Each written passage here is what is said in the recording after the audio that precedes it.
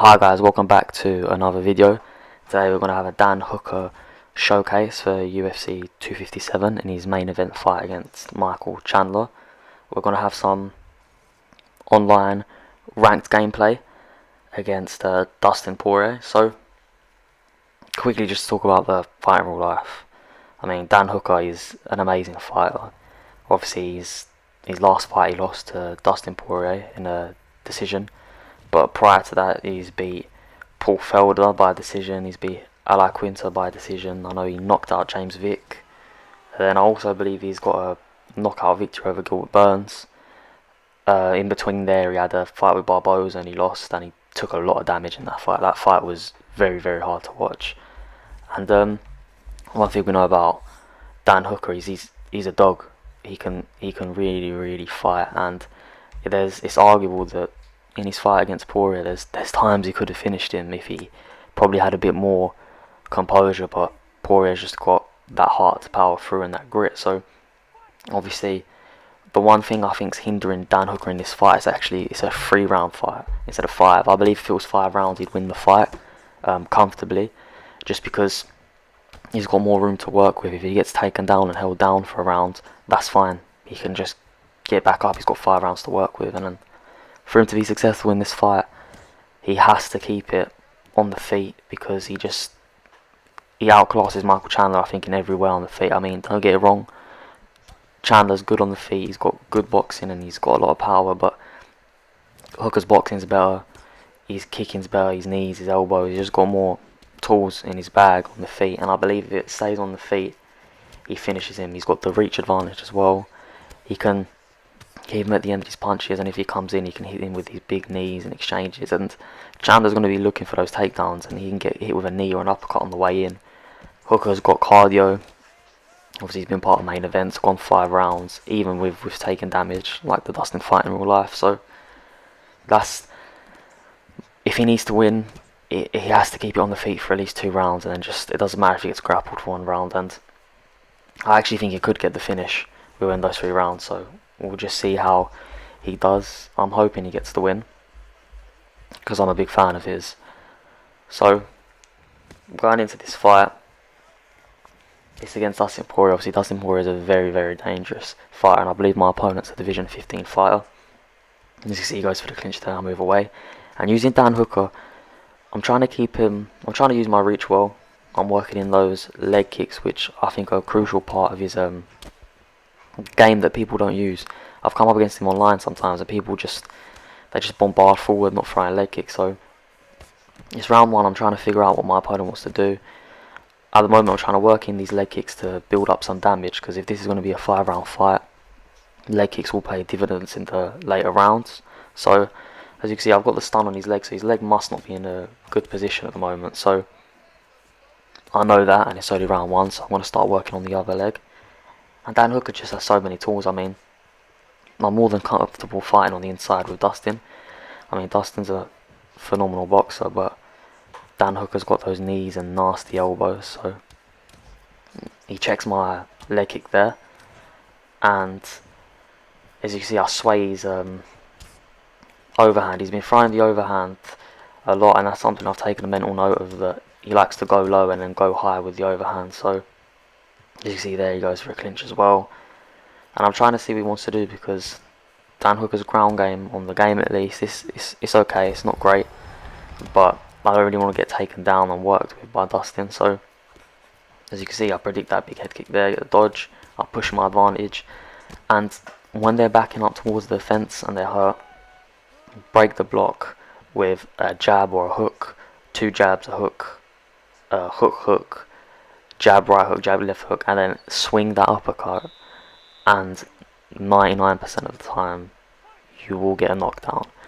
And I always say this in my videos, is that when you have someone stunned and they're moving towards the fence, push your advantage, trap them against the fence, and use those hooks, because if they try sway left or right, you're going to clip them.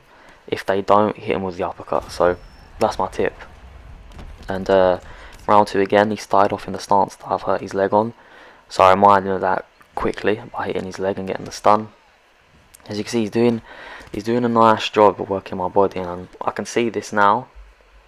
but during the fight I wasn't making the adjustments I needed to at this point. So he's hitting me with that body kick a lot, and then he's trying to hit me with a head kick. And there's another thing I'll say is that if you want to catch someone with a head kick, you can't be throwing it consistently like 4 times, 5 times around, because it's going to get easy to read.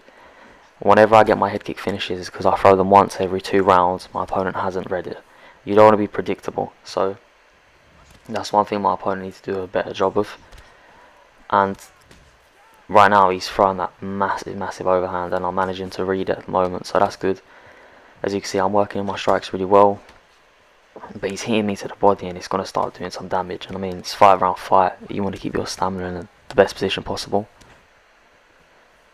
And I'm trying to see if he wants to be the aggressor, and when he comes forward, I want to punish him. I want to maybe try slipping an elbow, slipping a knee, an uppercut, remind him that if he's going to come into this range, then I'm going to punish him. So he clinches me here and puts me against the cage, which he does a good job of. I mean, Dustin's got good wrestling and a brilliant submission game, so I wouldn't be surprised if he takes it to the ground. Again, he's going for overhand.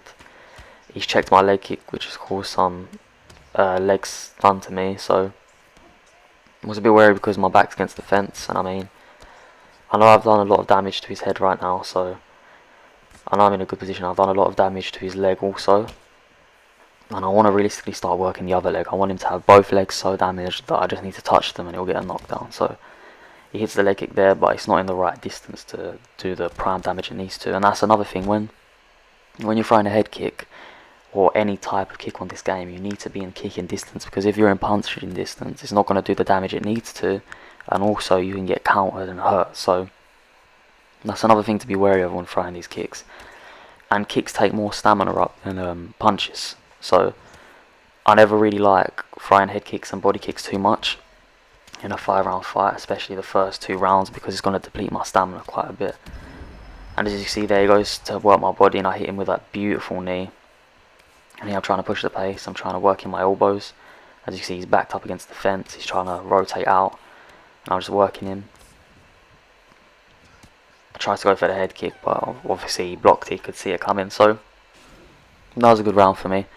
As you can see, he's going for these big body shots, bang, and that's how you counter those hooks to the body. It's either an uppercut or a knee, and 9 times out of 10 you do it, it will at least get the stun off. So it's good, because once you get the stun, you can push the pace. So I'm looking to see what my opponent's going to do this round, because I believe that's 2 rounds in the bag for me. And a sign of a high level player right now is that he's going to switch up his game plan, and he's going to either try to take me to the ground, be more aggressive, or find a tool that he hasn't shown me yet. And as you can see here, he's being a lot more aggressive now. I think he realises that he's down the 2 rounds, and he's trying to push me a lot more, which I'm fine with at the moment. As you can see, I'm swaying the overhands, and obviously he's being forced to be the aggressor now, which is good, because it's a sign that I've dominated the past 2 rounds. I've done what I needed to do. Now he's had to change up his game plan in order to try get the finish. As you can see, he's doing a lot of damage here to my head. He's broken my block, and I'm having to rely on my head movement to get out of these situations. Use my head movement to avoid the teep there. He's working me to my body, and these body strikes, they're taking a big toll on me. And I mean, Dan Hooker obviously isn't the greatest fighter on the UFC game to use, and one of his biggest weaknesses is body health. I mean, if you watch the Edson Barboza fight, he took an extreme amount of damage to his body, and body health on this game for him isn't the best. So again, I'm working in those leg kicks, getting in those drops.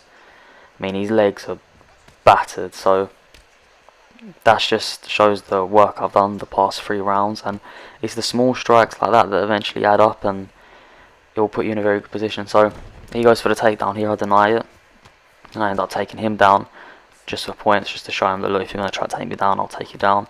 But I don't get on top, because Dan Hooker's ground game on this game isn't amazing, and Dustin Poirier's got good submission offense, and he's also got the rubber guard, and if he knows how to now transition to the rubber guard, it's going to create a lot of problems for me. So as you can see, these body shots are taking a massive toll, and as I say that, get hit with a big one.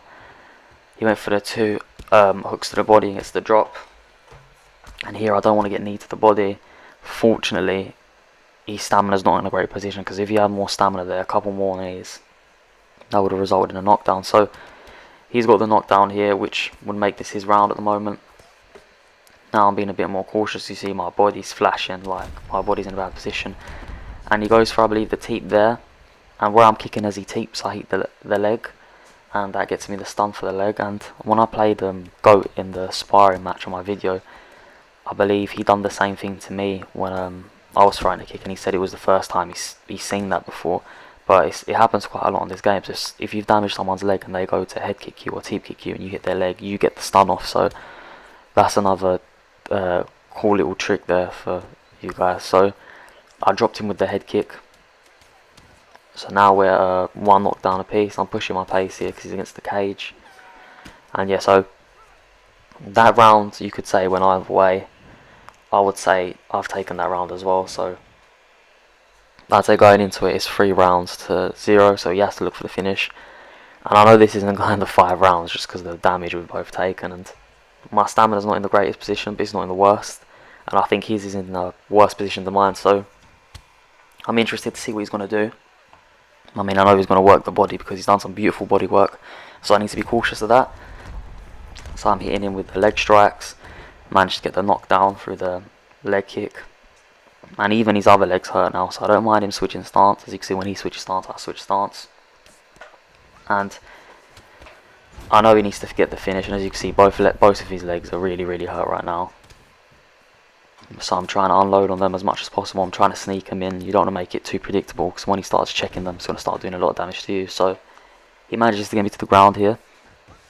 So I'm trying to keep my stamina bar full. Deny transitions to keep my GA up. So I get him back into my guard, and you've just got to be very patient on the ground, especially these later rounds. I mean, I'm 3 rounds up, so I don't mind if he wins these next 2 rounds. I've just got to keep my stamina up. So I managed to get him into the backside. Now I'm not taking any risks. I just get up straight away. And again, he's throwing that same combo with the body shot and then the overhand. And this fight is an absolute slugfest. It's extremely reminiscent of their fight in real life. I mean, you can't get a better Dan Hooker showcase than this fight right here. It has it all perfectly. The durability, the combos, you've got these leg kicks, his knees. And yeah, so his legs are really, really hurt. And he hurts me here really bad. But as you can see, his stamina, he's used it all, so he's not been able to push as much as he'd want to. He'd have a bit more stamina, he'd have finished me. So I'll go for the head kick here, and this is why I don't throw them often, because they don't expect it. I mean, I think I threw one the last round, he didn't expect it either. So pushing my pace here, he goes to defense, I get the drop, doing as much damage as possible to the head, trying to keep my stamina up when he's moving. And now I know his head health's in an awful position, so I'm going to push the pace. See, I'm keeping my distance, I'm pushing it when I want to. He goes for a strike, and I'll punish him here, try to go over the head kick, it doesn't work. He's still backed up against the fence, he misses the teep, so I know his stamina's at a low point. Hit him with the hook and then the leg kick, get the drop, and this is where I believe I start ground and pounding him.